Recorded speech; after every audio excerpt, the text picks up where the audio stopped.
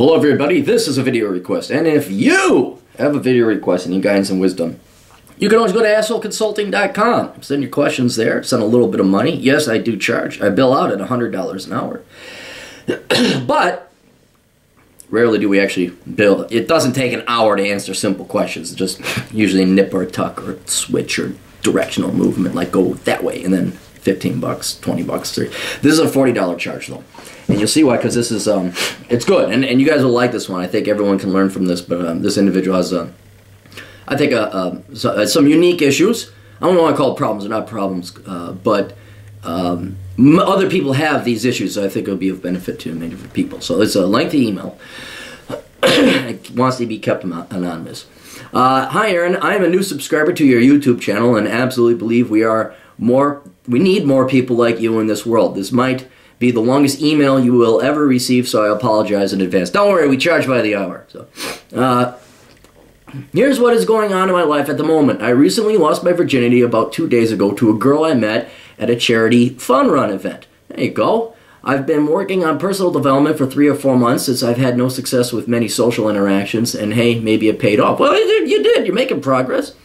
After the first date, we pretty much agreed we had no feelings, or whatever you want to call it, and she asked me to just have casual sex. You're winning!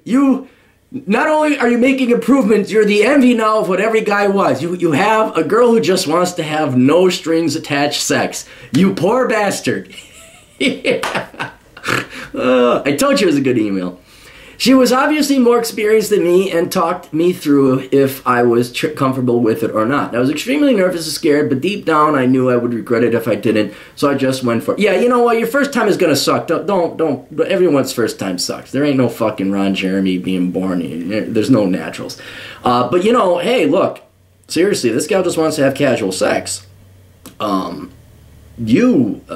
Use it as your practice dummy. Not to say she's a dummy, but you know, if she's like comfortable with you being a rookie, this is where you learn, man. This is your gym. Okay, so you become a porn star for the next gals that come down the road. Just make sure you're wearing condoms and she ain't trying to get pregnant. It was fun, but I felt guilty for having fun, and in fact, I felt an incredible amount of shame afterwards. She said that we should do this again, but feeling the amount of shame that I had felt, I declined. I probably pissed her off. Yeah, you should not have shame, and now we'll find out where the shame comes, and I know because I've pre-read this. I've been to church from about the age 8, and I stopped when I turned 18. I am now 20. I am an only child of a Chinese background family and lived in Australia since the age of 1. Excuse me. My father wasn't much of a male role model, and he punished me for having sexual thoughts, and my parents probably thought they'd send me to church to turn me into a good boy, even though they themselves do not go to church. He moved me around schools during high school, so I was in the best school in the state, so I was pretty used to meeting new people at a young age. My dad isn't a bad person. I was never abused heavily. If you were abused, period, that's kind of an issue, dude. He's a university lecturer, oh god, and a typical nice guy who is passive-aggressive and becomes his random outburst of angers. I was always detested becoming like him in my teenage years. Okay, so we have 2 issues here. One, the religion, all right? As you know, my dad was a pastor, and it really depends, because you can have good churches, religions, mosques, synagogues that serve you well in terms of your religious life, if you care to be religious. Then there are other, which are literally cults.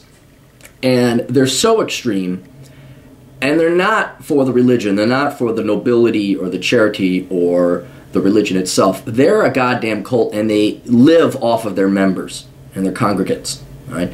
Now, I belong to, if you want, not to give you too much of a personal background, but we were in a cult when I was a kid. It was called the Wisconsin Synod, and it's the most extreme, hate-filled, Nazi-esque level of Lutheranism there is.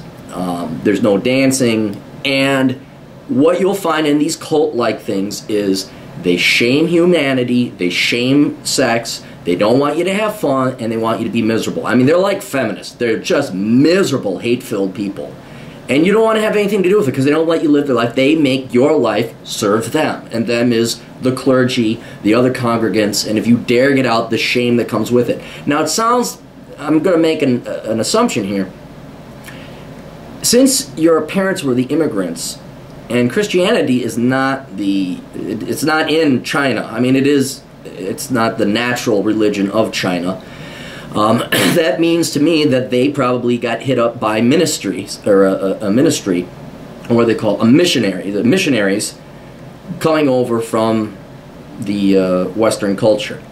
And usually missionaries are the most extreme, psychotic, self-serving crusaderists out there. So I'm wondering if they didn't get a viral,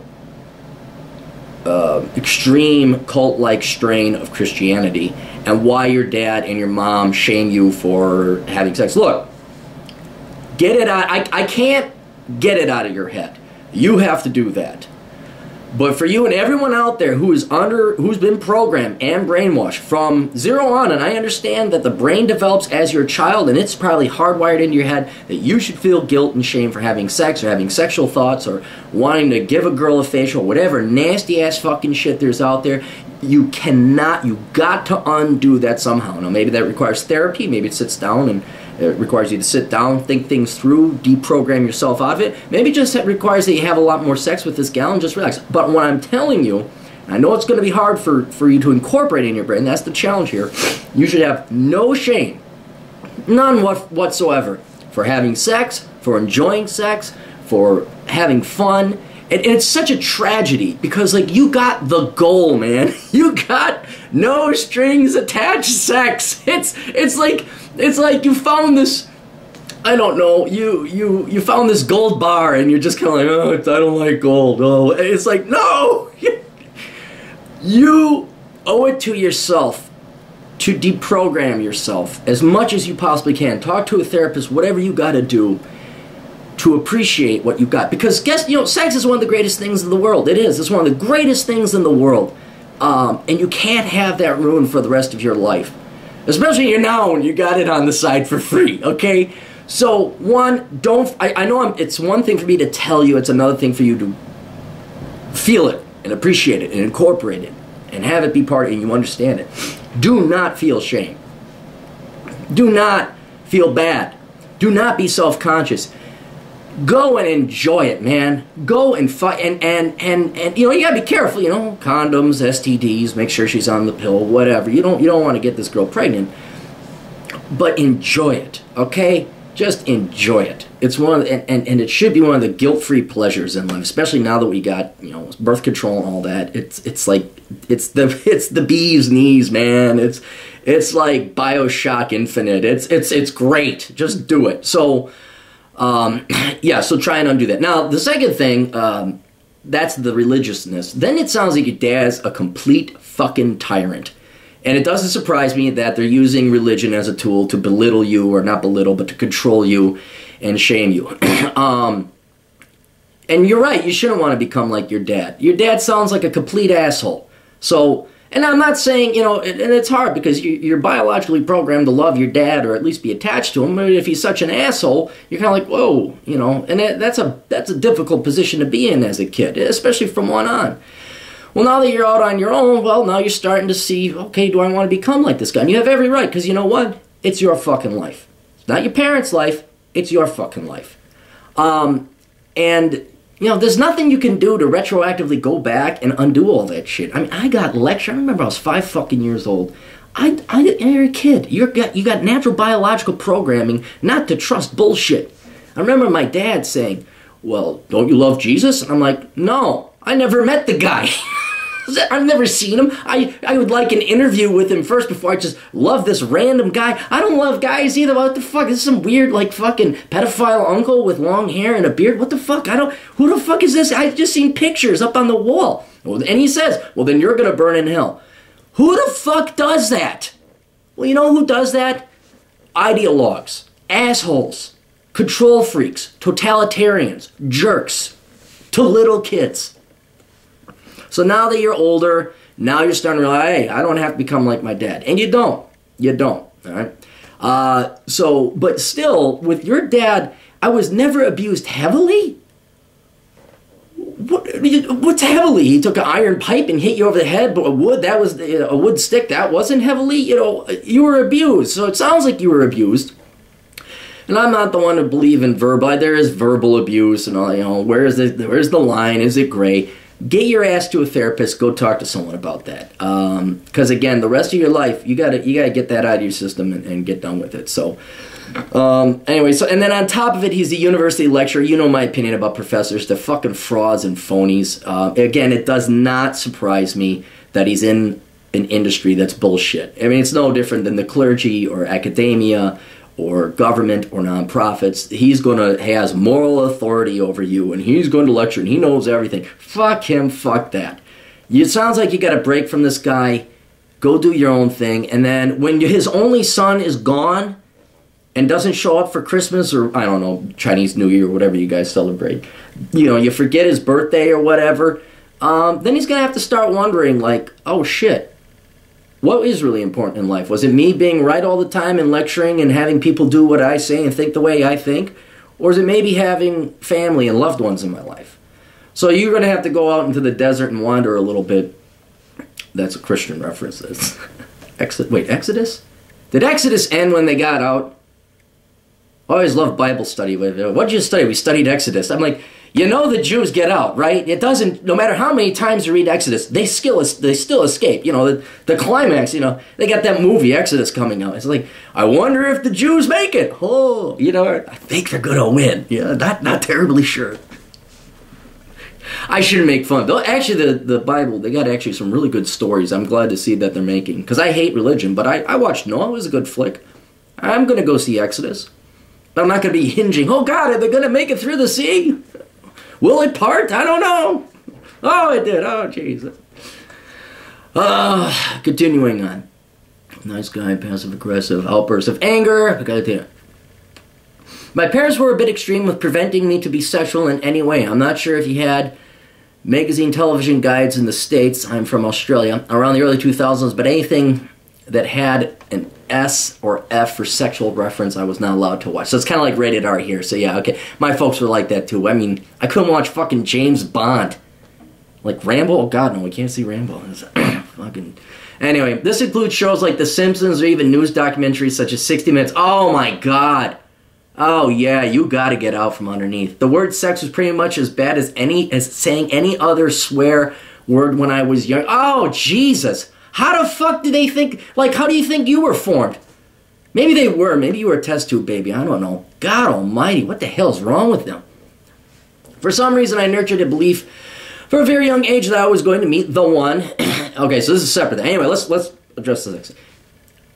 Get out from underneath. I don't know if you're still living with them or if they're paying your way through college, but you gotta go live your own life, man. You're gonna have to support yourself and get out from it. And it sounds like you do, because if you can have sex with this gal, sounds like you got your own place. So. But, boy, yeah, you might have to cut the strings with them to teach them a lesson. But seriously, go talk to the therapist. You need to talk to a therapist on this one. Not to keep... I have a therapist in mind. If you want, we'll talk later. For some reason, I nurtured a belief... from a very young age that I was going to meet the one and only have sex with one person for the rest of my life. Oh, foolish young boy. Which was kind of stupid, it was. I also believe that you should only have sex with someone you love, and everyone else who had casual sex were bad people. Also stupid. Good. You're learning. You're getting there. When I was 16, I thought I did meet a girl that I would call the one, but life being what it is, things didn't work out. I went to my dad for advice, and he was ashamed that I had a girlfriend. I should be focused on my studies to get into university. Pretty much never dated anyone from then on. Oh, what a fucking handicap they gave you. God almighty. Okay, you know why you like the girl? Why you... everyone has the one. You think, and then she goes and does something. I had the one. That wasn't the one. And everything was great. I was in love. After the first date, I was in love. I'm like, this is the one. The one. Finally, I have found the one. They went so well, I thought, and I was so stupid. I was so fucked. She was giving me a lingerie show. She was putting on different outfits on the first date. And I'm like, and I thought, this is how stupid, I know you guys are going to laugh. I'm like, I am not going to ruin this by sleeping with her. I'm not going to fuck this up. So she passed out. And I did not have it. I'm going to save this one. And I waited the obligatory 3 days Called her, see if she wanted to get Subway sandwich. She said, sure, yeah. And I'm like on cloud 9, and I'm like, oh, I'm in love. And I go pick her up, and she's all quiet. She's not as fun or interactive as we were on the date. You know, it's like trying to, you know, start a car engine and never turns over. And I'm like, what happened? What happened? I didn't say that. I'm like, something's not right. Something's not right. I remember North Minneapolis, not Northeast Minneapolis. Got Subway sandwich. Conversation was painful. It was sparse. It was like, where was this fun girl I was with? And then she said, well, I don't really think we should date. And that was my one. So you are naturally programmed to fall in love, find the one, be charismatic and all that. That's nature. You're 16 years old. You should be falling in love stupidly. You should have these nice idealistic things. But for your dad to tell you that he's ashamed that you had a girl, oh, fuck him. Fuck him.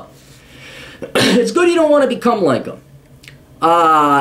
You should be focused on your studies and get into university. You know what? You can do both. You can fall in love and date girls and go to university and get a 4.0.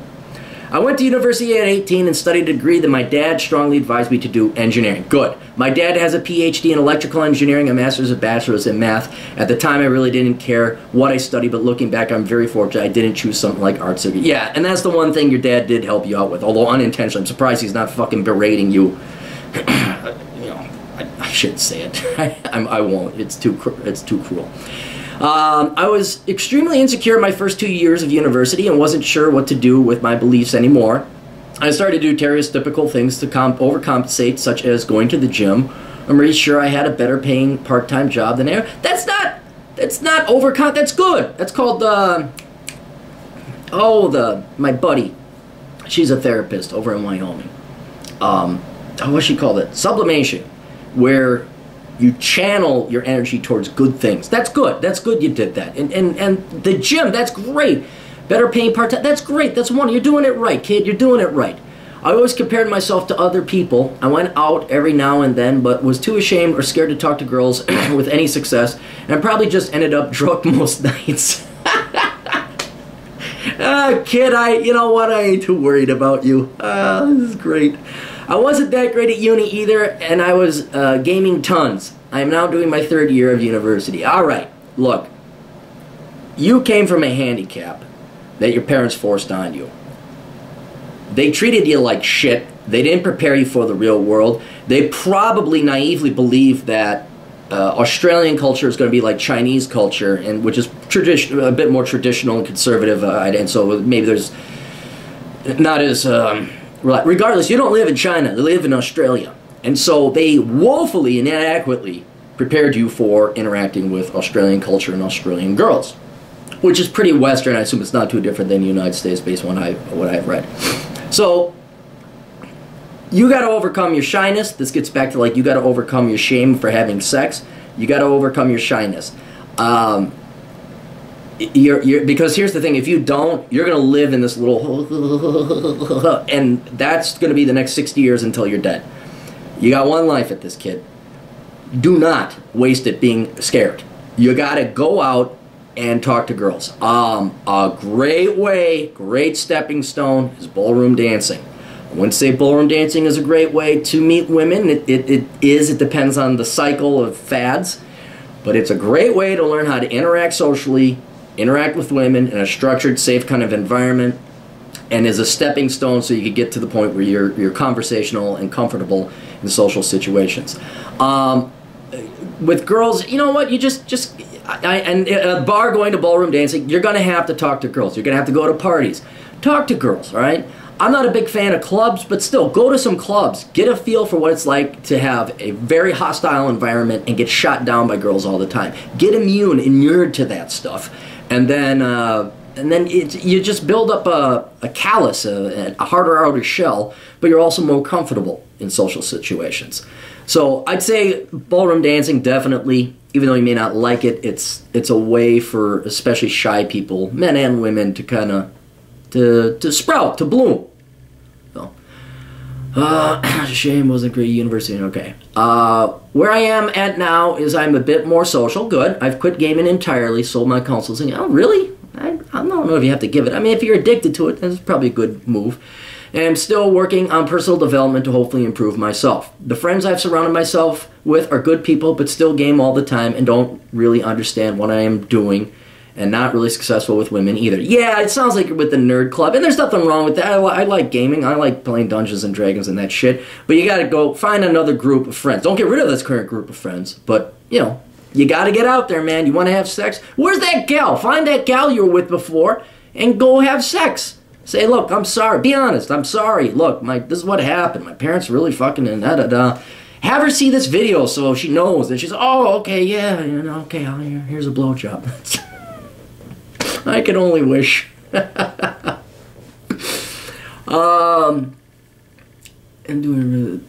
Yeah, so you gotta get the ballroom dancing, do something. I decided to defer for 1 year in 2015 and use all my part-time savings for the past 3 years to apply a visa to Japan for a year to perhaps work on myself. I never really feel like I'm doing the right thing or making the correct choices in life. I still feel ashamed about sex even though it's enjoyable and fun. If I ask my dad for advice again, I probably have to move out. Okay, see, you're with your folks. Get out. Yeah. You could go to Japan. I don't know if you're fluent in Japanese. I don't know if I would go to Japan. You can. From what I've seen about Japan, though, their youth culture is really skewed. The herbivores, the women, people just are not sexual there. I would stay in Australia, maybe finish your degree, focus on your social life there, maybe go to school part-time, you know, but I don't know, I don't see where Japan is going to help you, unless you had some other reason to really go to Japan. Don't ask your dad for any more advice. Do not. Come to the Manosphere. Go to Return of Kings. Come to Cappy Cap. Go, go to Rollo Tomasi. Go to Tom Likas. Listen to Tom Likas, okay, at blowmeuptom.com. There's so many resources for you to get better real-world advice than what your dad is going to give you. Yeah, you're not asking your dad for any more advice. That's like asking Hitler for his opinion on Jews. All right, it just isn't going to work. I need an asshole like you, Aaron, to guide me and be blatantly honest. I purchased your book, Worthless, about a week ago on Amazon. Still hasn't arrived. Well, you don't need that book. You're in engineering. I think you're doing fine because I am seriously not sure what I want to do for the rest of my life. I'm set on finishing my degree, though. P.S. I watched one of your videos about the height and women, just so you know, I'm around 5'8". Yeah, I'm 5'9", you know, but that's not a huge disadvantage as long as you put work into it. Look, dude, you're doing great, especially for where you're coming. You know you got the issue and the problem. You're making conscious efforts to improve. You got a girl for free sex, and you are aware that your dad and your mom were kind of, I don't want to say manipulative, but definitely not helpful in preparing you for the real world. I don't know. I think you're on the right path. What you got to do is, like we said, it's one thing for me to say it. It's another thing for you to incorporate and get it into your brain. And a couple things, you know, going out, it sounds like you're working and lifting weights. That's great. You're doing all the right things. You're staying off of drugs. You're staying off of booze. Well, I think you're drinking, but that's all right. Go to some parties. Get your grades up. Don't fuck up university, though. You can't be fucking up that basic shit. Your dad was right about that. Get ballroom dancing. Go join a running club. Something where you're going to socially interact with other people. I know it's easy for me to say and hard for you to do. Try to learn to be comfortable in social situations. Do not be shy. Do not worry. Do not fret. The only way you're going to do that is by going out there and doing it. It's going to be uncomfortable. It's going to suck at first, but you're going to have to learn this. And, yeah, man, enjoy fucking sex. You know, just do it. Talk to a therapist. Get a therapist. But, yeah, no, you're the underdog. I think everybody, that's why I want people to watch this video, because the story is so good, and you're an individual, and you're trying. You're not this, woe is me, I'm not going to do, you're doing it, you're trying, you're like the underdog, and Americans love the fucking underdog, and we're all cheering for you, and, you know, I hope people forward this so, you know, you could be like the poster child. It's like we cheer you on. And I can't make your reference your name, but we go, yeah, go Phil. It's like, go Phil. Go get that sex, man. You get that blowjob, and you have her get a facial, and you go, man, guilt-free. So anyway, we'll get the pom-poms and cheer you on. So go kick ass, man, and try not to feel too down on yourself. And, yeah, go look up those Tom Likas, Roosh, Rollo Tomasi, Manister, look up those guys, Return of Kings. Gotta read some of that shit, man. You gotta go out and do it. Toodles.